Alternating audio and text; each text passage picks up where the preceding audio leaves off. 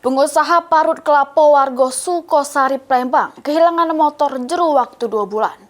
Pertama kehilangan di pasar pagi Macan Lindungan, kedua di jabur rumahnya pada sore hari. Yang mana aksi pelaku pun terekam kamera CCTV.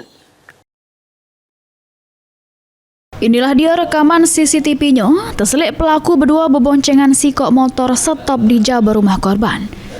Tanpa ada rasa takut, sikok pelaku turun dari motor kemudian bobol kunci stang motor, terus berlari gawak motor metik punya warga komplek Green Asri Residen, Jalan Sukosari, Kecamatan Ilir Barat 1, Palembang pada sore hari. Pas ditemui di rumahnya, korban nyebut ke kejadian tersebut yang kedua kalinya. Sebelumnya, motor metik yang dipakai pegawai juga hilang di pasar pagi Macan Lindungan pada bulan Juli.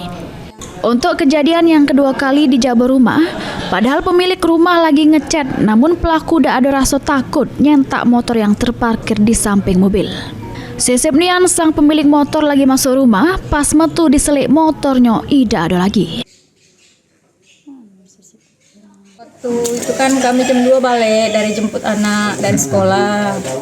Sudah tuh kami ini taruh motor di sini, tidak masuk ke dalam. Soalnya kan suami lagi ngecat di situ, sebelah situ.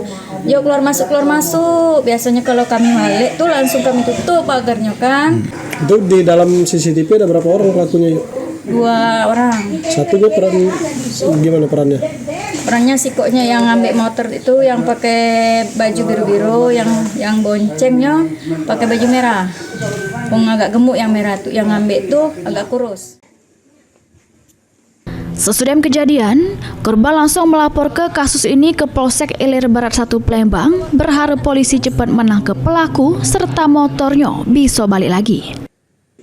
Mulyadi, PAL TV.